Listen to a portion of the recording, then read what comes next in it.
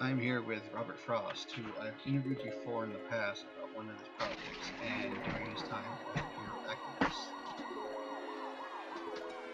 He is now head of a fan comic book publication called Planet917 Comics. So how you doing today, Frost? I'm doing pretty well. What about you? I'm good. So, what made you decide to form Planet917 Comics? Like, what was your main Well, influence?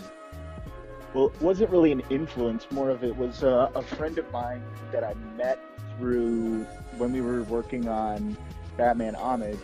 Was a friend of mine named Charlie, who was an animator for the AMC movie chain, and came to me because he thought the script writing process that I did on that, and he from somebody from the production either sent him or he got a hold of a copy of the draft. He really liked it, and he approached me and he was like, "Hey, he saw that Bat and the Sun did these animated shorts with a bunch of different things, and what's his name? Audie Schenker did like the what was it, Judge Dredd animated series, and he wanted to do something along those lines, and he wanted to make his own dark version of Marvel and in like an animated cartoon form, and came up to me and he's like, "Hey, I'm thinking about putting this together. What characters would you like to do?" And then right out of the bat, I told him I'd want to do a Toxin series. He was like, "Who?" And it took me a couple minutes to explain who Toxin was to him. But after that, we got the ball rolling with a bunch of different things. We had animatics done, we had a bunch of things. He had his own studio. Things were kind of in the works, and then he got a couple multi-million-dollar contracts and came to me. He was like, "Hey, I can't do it last minute." So I'm like, fuck, I spent all this work writing this script, and it was for like 5 television episodes, because it was going to be like kind of like the Spawn animated series, Yeah. what kind of character arc we wanted, that aesthetic. And I'm like, well, fuck, what am I going to do now? And I'm like, light bulb moment, I'm like, fuck, I'll just turn it into a comic. Well, I'm a screenwriter and I have no expertise in comics whatsoever, had no idea how the process worked, because I've worked with artists before and knew sort of kind of about the art process, but I had no idea it would be this undertaking to try to get so much shit together. And the main thing that I wanted to get out of it was to try to tell an original story. And so many people, through interactions with other artists and collaborators, have just issued the same statement. They're like, "Why don't you with your own story?" I'm like, I'm a writer. Being a writer, you shouldn't be put in a box. Like, whatever flows you creatively, you should be able to use as a gateway for something. And that's kind of how the whole thing started with Toxin being the first series.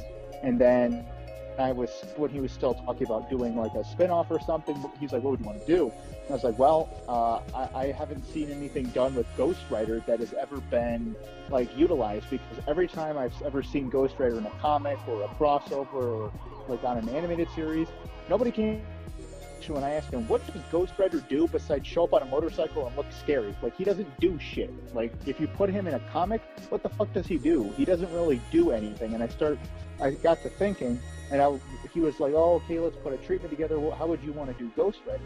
And I remember a novel that I wrote in high school.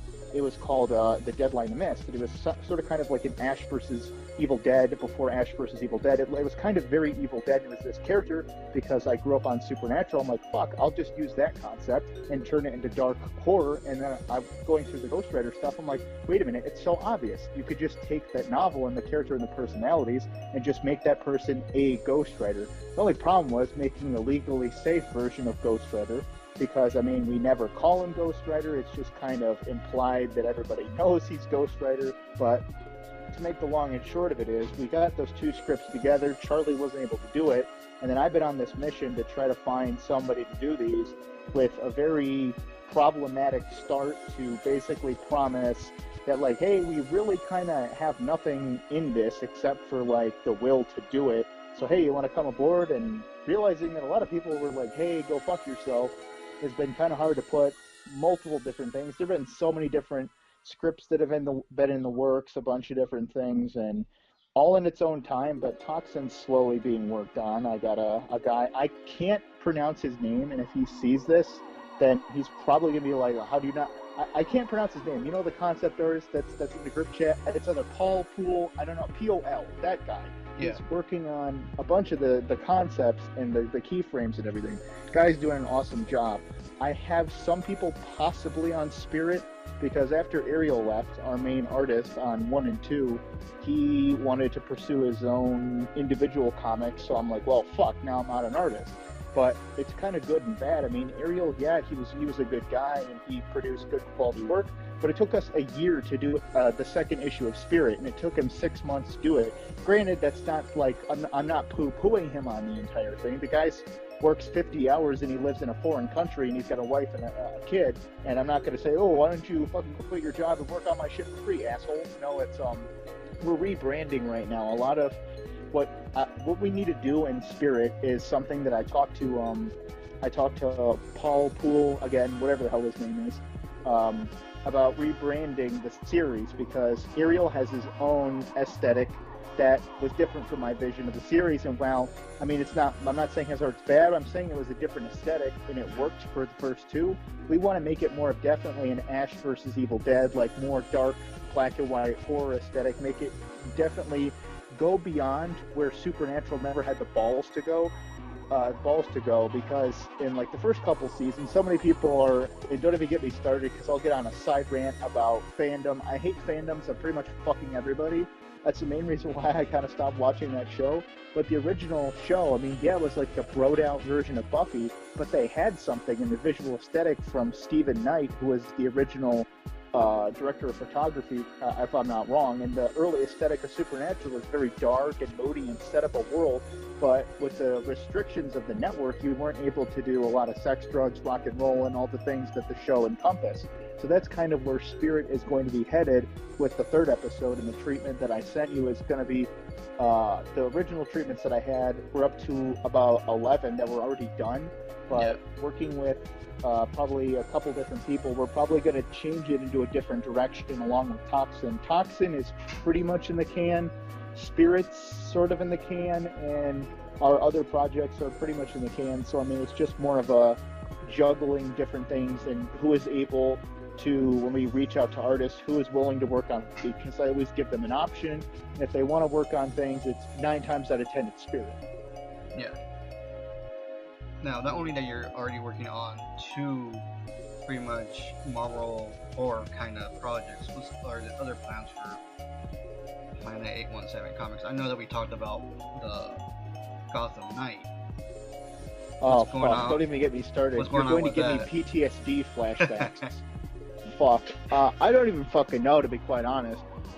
Josh, who was, and I'm not shit-talking Josh Eddington, I sent you the first couple pages back in October of Toxin. He was supposed to be doing Toxin. Then he kind of just bowed out last minute, ghosted everybody, and just was like, bye, and then messaged me a couple weeks ago, hey, I still want to do it. And I'm like, yeah, sure, I'm not holding my breath, but I kind of overwhelmed him. I said, because he really churned out the first couple pages really well. I'm like, hey, here's a stupid idea. It was a good idea for me at the time. I'm like, hey, you want to do 2 comics at the same time? They'll do a couple pages here, do a couple pages there. That was really fucking stupid. So if you're ever a comic artist or a writer and you commission an artist to do 2 projects at the same time, don't fucking do it.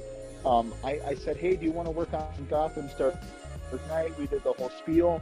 He started working on templates and everything, and things were looking good, and then just, so I don't know. That project has been so many damn things. It would take me an hour and a half to explain everything that's going on with that and the various studios that have fucked me over, who will remain nameless. You can eat a dick and fucking choke on a cock in hell. To a recent studio that, like I said, will be nameless, who said, oh yeah, we're going to fund the entire thing, and then last minute go, oh, that's right, we forgot that you're a fan project or whatever, but that's beside the point. Gotham's Dark Knight, don't know. The Lost Ranger, right now, there's a lot of things I can't legally talk about because some things have come up with people that I didn't think I'd ever get in contact with, and they've expressed interest in it. And we are kind of moving forward with the little things, and there's a certain, I'm going to call him Candy Boy. If anybody in the Power Ranger fandom knows who I'm referring to, Candy Boy, I reached out to Candy Boy. His people said that Candy Boy is interested. If I can get the piñata, then I can get everyone else to eat my candy, if you understand my reference. But That's another project in itself that I didn't really even think it was going to go anywhere. Long and short of it is, I was talking to a writer friend of mine that I went to college with. He's like, "Oh, what are you doing?" And I'm like explaining cool comic things, and he really loved the first issue of Spirit. I sent him the second script. He's like, "Oh, what else you got going on?" I was like, "Oh, really kind of nothing. Batman's kind of on the shelf." He's like, "What would you like to write?" He's like, "You like to revamp things in a certain way, but you do your own creative things." And I was like, "Well, I don't really know." He's like, "Well, what project do you think you could do better?" I'm like, "Well, maybe I could do something with Power Rangers." And he's like, "What would you do differently?" And then I sat there and I was having one of those light bulb in the shower moments, and I'm like, "I got it." And then I wrote the entire draft of the premise of it about the Lost Ranger, and that one is so many people are interested in that right now. I might actually, in knock on wood, I might have the option of selling that motherfucker. Nice. Now, which would be super duper. Yeah. Is there any like? Are you working on anything that's like your own thing that's not like already been done before, like characters like Ghost Rider, Spider-Man, blah blah blah? Like, is there any like things we're going to see in the future of Planet 817 comics? Oh yeah, and that's another thing. We're going to be rebranding the name. I've been workshopping like about 3 times because I was talking to somebody and it's like a mouthful and it's hard to get out there. So we're either, I don't know if there's already an Apollo Comics, but I thought Apollo Comics sounded really good, and I got a guy who's going to be working on some templates. But original stories, yes, there's one. We don't necessarily have a name, but it's called either Feathers or something like that. It's essentially a modern retelling of it's a comic booky story without the comic elements. It's sort of set in a universe kind of like the Umbrella Academy with that kind of style. We follow a guy named Gabriel who has, if you've ever heard of the show Forever with, I can't even pronounce his fucking name, the guy that played Mr. Fantastic, that guy.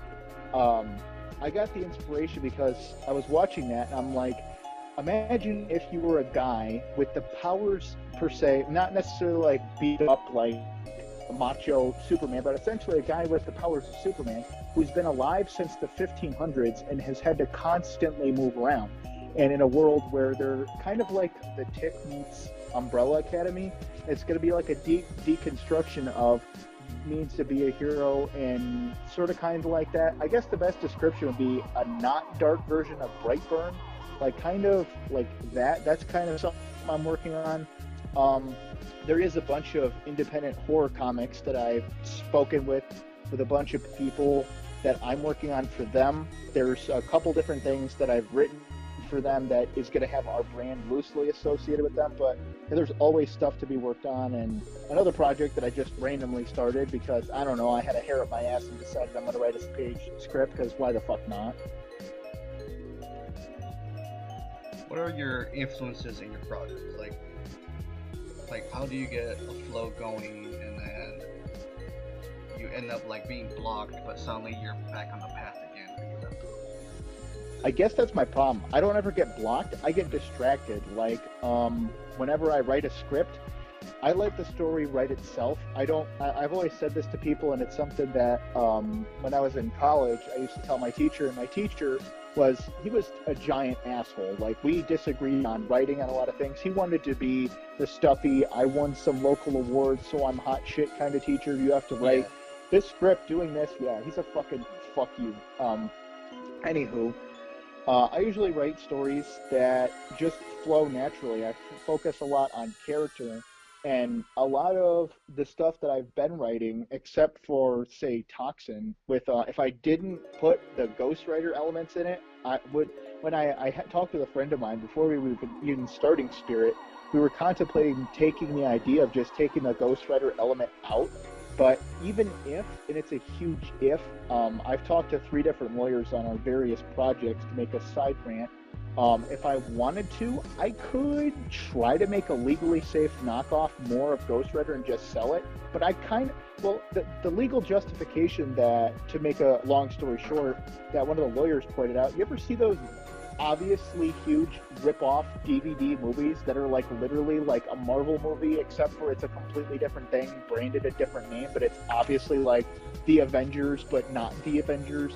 we were going to kind of do something like that. But then looking back, I kind of don't want to piss people off at Marvel if I have the opportunities that are coming up. So, but back to your thing about writing is, it's just natural for me. I mean, I've been a writer my entire life, and just writing comes easy. Like when I know of a character, or if I can't think of something, I'll respin the character to something that hasn't been done before, if that makes sense.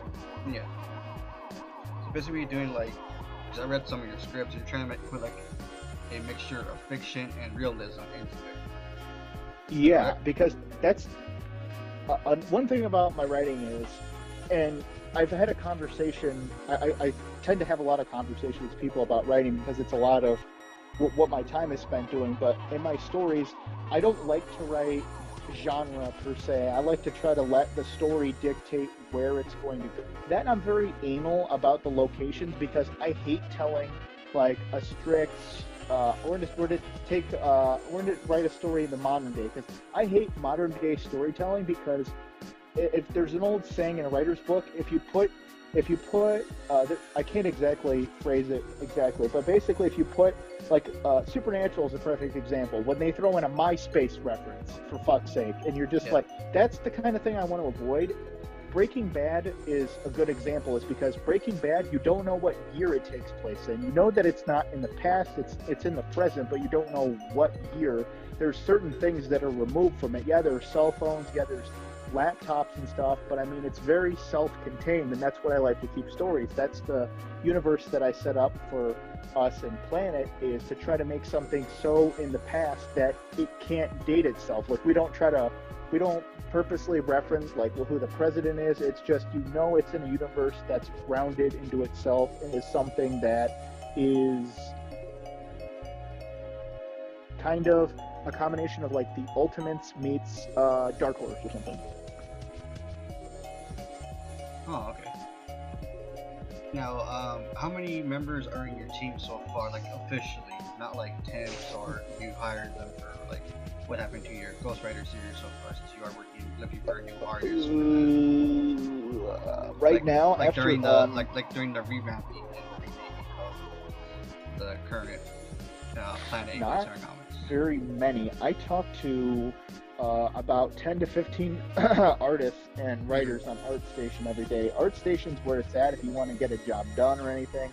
The best upcoming talent. I've talked to a lot of different people. I've talked to so many people from Telltale. They have stories to tell that you wouldn't fucking believe about the travesty and the nightmare that's there. Some people there working on a couple things for us, but just trying to put a team together necessarily isn't. It's a team, but it isn't. That's the hardest thing to try to come together, is when you have all these artists.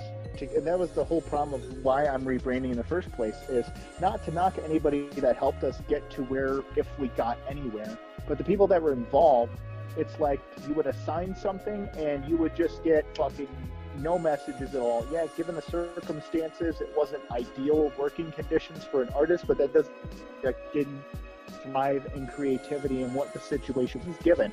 So a lot of the best situations in early days, even Marvel didn't have the best situations, but they were almost fucking bankrupt. And they all the formation of Image Comics, where they had a bunch of writers and artists from Marvel and DC leaving them. Creativity thrives in the smallest of situations and things that happen. A lot of the shit that's happened to us is really fucking bad. A small thing I want to get into. I'm not going to necessarily talk about it because of the legal implications, but I was involved in a Smallville thing I wanted to do. DC Comics shut that shit down fucking immediately. Not Batman. They shut our Smallville shit down immediately. So, side thing, ArtStation, somebody published concept art or like posters that I sent you. I mean, they weren't the best, they weren't the worst, but I got a nice email from somebody that said, my name is person whose name will be redacted. You're like, we're from blah blah blah overstepped company, and we were like, we would like to speak to you via a private email. And they literally chastised me out the fucking ass, saying, this is a fresh property, we're still I can't I guess I'm going to use the terminology. We still have plans to continue using that name, and the fact that you are using that name prohibits us from anything that we have going forward. So they basically said if we catch you assigning anything that you have plans for it, that there are going to be legal implications. And I stated to them, you do know we have other things in the work. They're like, yeah, we don't care about that. This is what we care about. I'm like, okay, of all the fucking catalog we have, that's what you fucking care about? Are you fucking kidding me? Like, Smallville, yeah, it had its time, and I'll suck Smallville's dick to the end of time. But I mean, come on. Like, of all the fucking things for you to poo-poo, like, 2 concept art pieces that weren't necessarily involved in anything. It was just more of an idea. Like, you and I have joked for years. I was like, you know what, fuck it, I'll do it myself. And then DC's like, no, you're not. But that's beside the point. It's funny. Fuck, I don't even remember where we are. But continue. Now, besides doing the comics with this place, are you planning to do like anything beyond like writing a movie script comic or a TV series comic? There are 3 of those already in the work. TV, I got some people that I'm working on some stuff. Can't necessarily talk about, but some things that are coming up. I mean, movie scripts, I got movie scripts out the ass. Like, one of the things that they taught you in school was a writer that doesn't have a script is a cowboy without a loaded gun. You got to always make sure you have something you're working or something to present. That's why my ass is constantly writing, because you never know when an opportunity can knock down the door. There was what was it? Clayton Crane. Do you know who Clayton Crane is? No. He is the artist who did Toxin and he's done so much fucking Marvel. You look up Clayton Crane and he's an amazing artist. Long and short of it is, Clayton Crane reached out through one of his affiliates to us on ArtStation and loves what we're doing with. He's one of the creators of Toxin. He was like, I love this look, I love this direction, and let's get talking about a lot of things. And that may or may not be working. I don't know yet, but some people say things and then they don't do it. But there are a few movie scripts. I've been writing a bunch of different personal stories and a bunch of other things. TV is a tricky. TV is kind of good for me because I write very expansive stories. I don't like to limit myself with movie scripts because I think you can tell a better story on TV than a movie. Like I always said, and I had this debate in school, was I always thought that you could do Back to the Future as a television series and it would be a lot more expansive and you could do so much more creatively with it. Not to say that the original trilogy is bad or anything, but I think there was more ideas that could have been explored upon, say, if you had the idea to do it in television.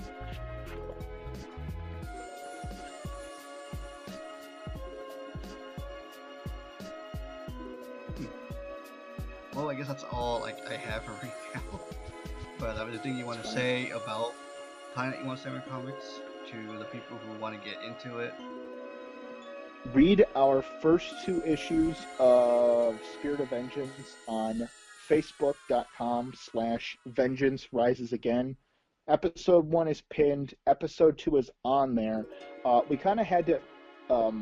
thing I can go into is we had so many problems finding a place to put the damn thing because the image was so blown up. I tried going to different, like, View Comic hit us back with a message, but then they said, we're having some issues because of the size quality. A bunch of different places had problems because I had no idea what the fuck to do with it. I couldn't print it. I have a couple printed copies somewhere around, but like I was gonna go give them to cons, but I had to chop up the panels individually, and it's kind of discombobulating, but I mean it's what I can work with until I find a different place to put it. Facebook is the best place. ArtStation, I think it's just artstation.com/Robert Frost, where you could just look up Toxin's Dark Arts or Spirit of Vengeance concept art. Either of those are on ArtStation. That's usually where to find stuff we're working on, which reminds me, I gotta update that shit because it's like a year old since I put anything on there. And people are like, why the fuck is this guy messaging me? He hasn't done anything. Give me your money, fuck you. But Facebook's the best place for us right now. And a couple things, we're working on Toxin episode 1, and we're working on Spirit episode 3, and The Lost Ranger might be coming out soon. I don't necessarily know. It depends on format that project will be coming out in, because there's 3 options for a format right now. Alright, so Robert Frost from Planet 917 Comics for this interview. I'll leave links below to follow, and if you're interested in art with him, you gotta contact him, and you gotta warn you, he's really passionate about this.